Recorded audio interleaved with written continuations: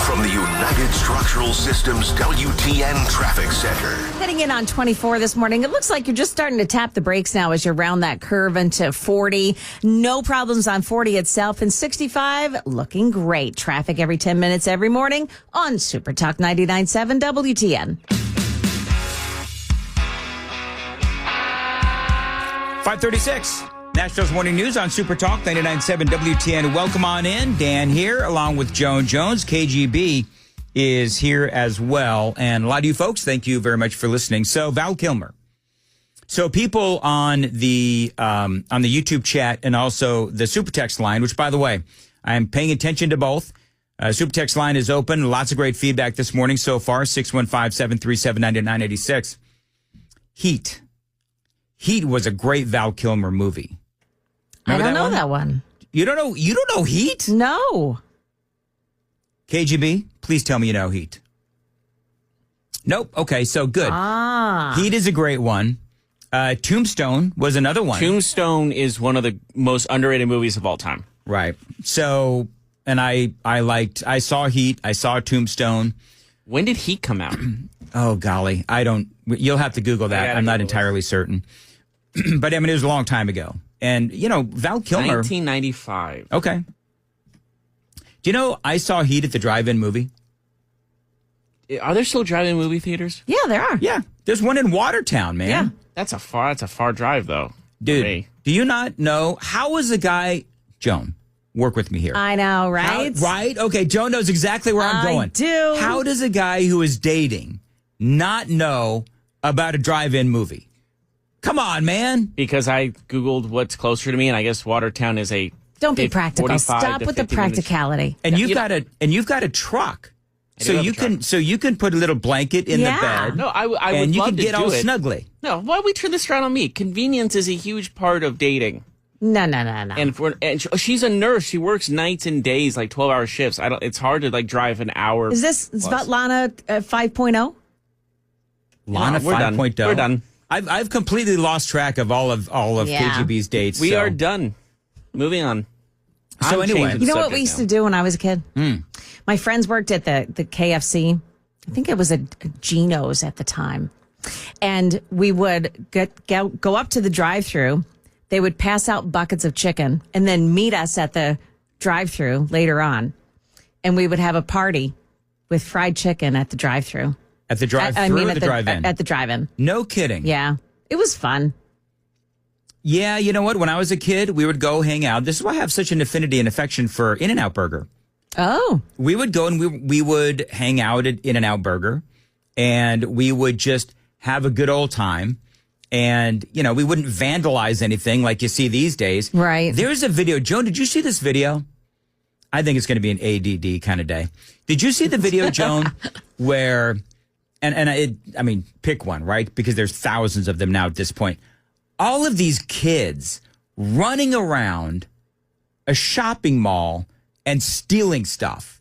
And you know what they do. Everybody knows what they do. They all coordinate on social media. Yes. And they say, hey, at this mall, at this time, we're all going to meet and we're just going to steal stuff. And they do it. Yep. And the cops never arrest anybody, even though it's all on social media. It is so frustrating. I get so frustrated with this stuff because one of the shopping malls, they're having a hard enough time,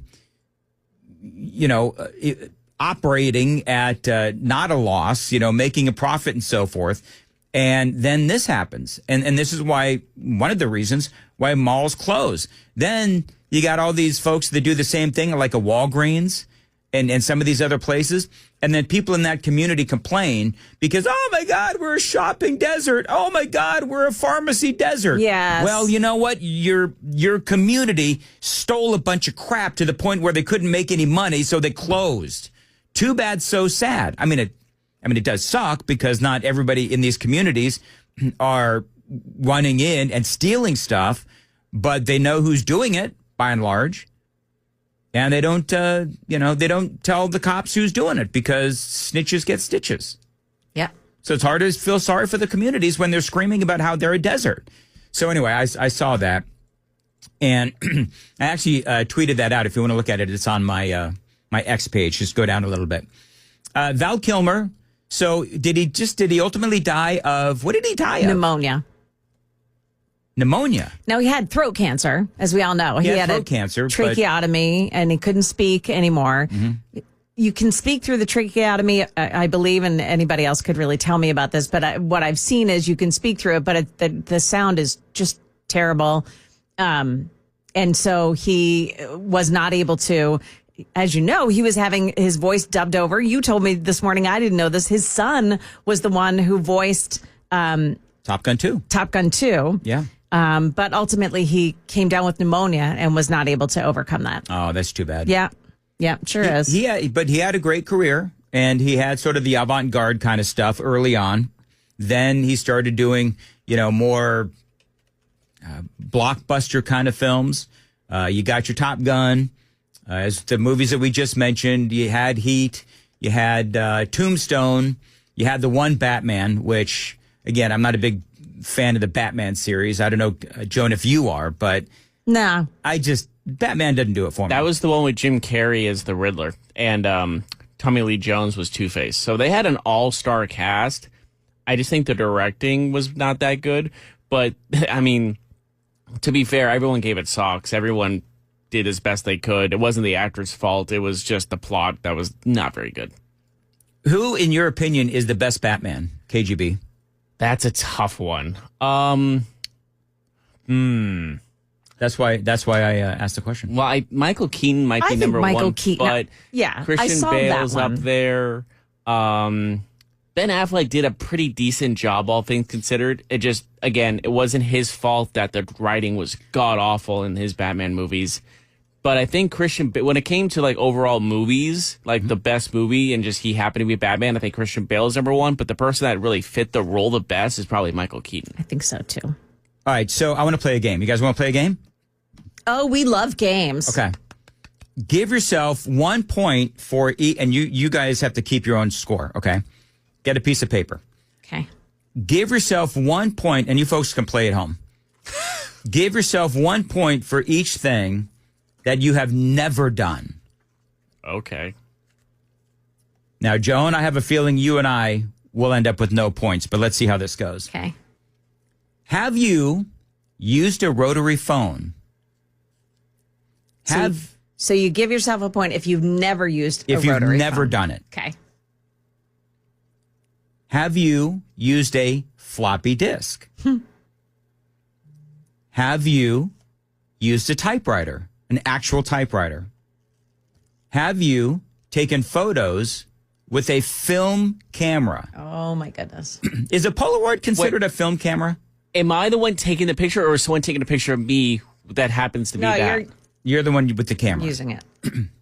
Have is it a you film camera? I don't think so. Well, I've gotten my picture taken with one, but I never used one. Well, and part of that is, okay, have you ever gone to a place where they develop photos, right? There you go. All right.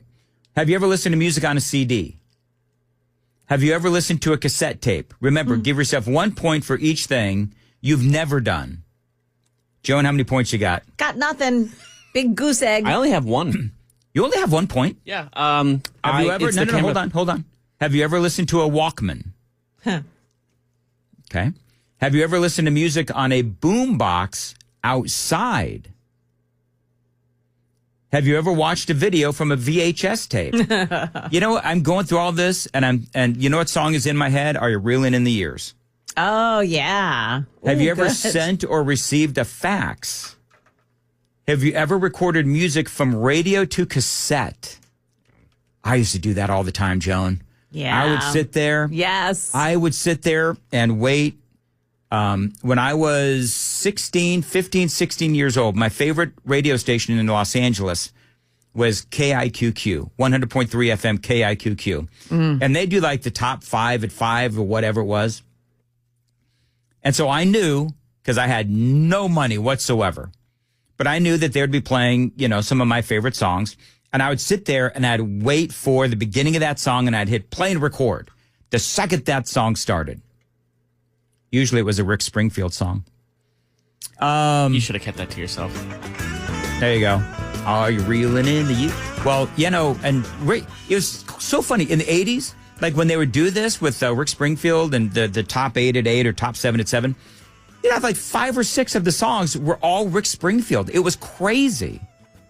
By the way, who's the one guy that I've been trying to get in for an interview for 15 years? Rick Springfield. Oh, really? He won't come on. Is he still alive? Oh, shut up. Let's see here. Have you ever rented a video from Blockbuster? Okay. Have you accessed the internet by dial-up? Oh, Lord have mercy. Good times. Have you ever used a phone book? Have you ever sent a postcard? Have you ever used a paper map to get somewhere? Oh, gosh. Have you ever owned a dictionary? Have you ever owned an encyclopedia? Oh, yeah. And have you ever paid with a paper check? I got no points, Joan. I've done every one of those things, and I know that you have too. Is there Absolutely. I only got 2 points. I never... You've done... So I think you're... Can I say this about KGB, and I mean this in a positive way?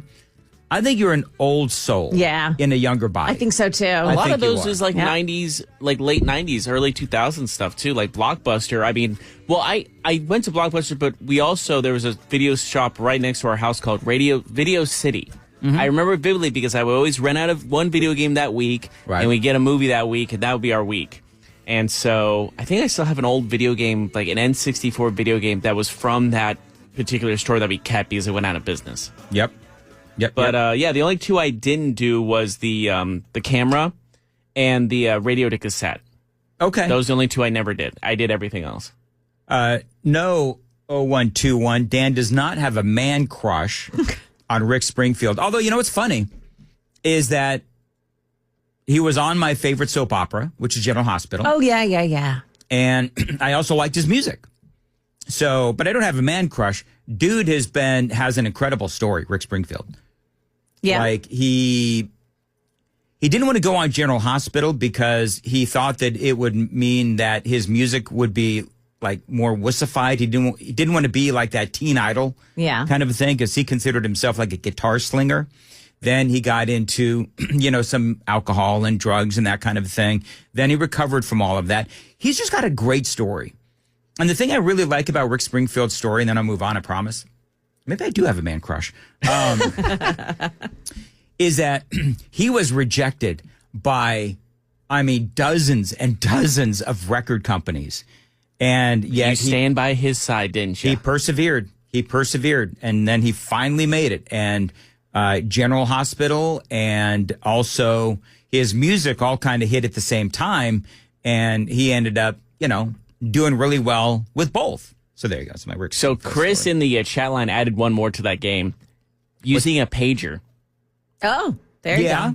Okay, I've never used a pager. I because never used- Didn't? No, Joan, I never sold drugs. I never knew how they worked, to be completely I honest had with a you. pager. I didn't sell drugs. Like, so you would just dial with the pager. The pager had its own number. Is that what it was? Yeah, I guess. And like, how would you like people? Apparently, you can write on there. Like, you can give them like a message on there. I just Quick never message, knew. yeah. Joan, did you have a never knew. MySpace page? I did briefly. I wasn't really into MySpace, but I had one briefly. you? I never had a MySpace. Did you? I had one at the end of its lifespan before Facebook became more popular. Okay. Yeah, that pretty much. Well, Pager should be on that game though. That's a good one. Yeah, that is a good one. A lot What's of a- people on the super text line said, I had 0. Yeah. Yeah. Again, my only 2 were like radio to cassette because I was more into the CD era. right. Ooh, Chad said, I had a bag phone. I had one of those too. A bag Oh, phone? like Yeah. the suitcase with the phone attached to the Yes. side. My dad had one of those. Yep. I'm trying to think of what else should be on this. Like what else? Bag phone. I like that. Bag phone, yeah. And Bag phone. A typewriter, by the way, we taught you typewriters in the game, is one of the most satisfying things to write on, I feel like. Typewriter? Yeah. Just the noise it makes is kind of, it's just like when you have ideas, it's just a more soothing noise, I guess. Here's a funny one. This is from 7370. The real test question is, do you still owe Columbia House for all those cassette tapes? Do you know? Did you do that, Joan, when you were a kid? Oh, yes. Mom, I can get like 25 cassettes for a penny. For right? a penny. So I did it. And then I was such a knucklehead kid that I would end up owing all this money because I'd get like a Men Without Hats CD and Devo and all of these really terrible cassettes. And no offense if, you like that music. Men Without Hats has like one good song. Devo has a dumb good name, song. Men Without Hats.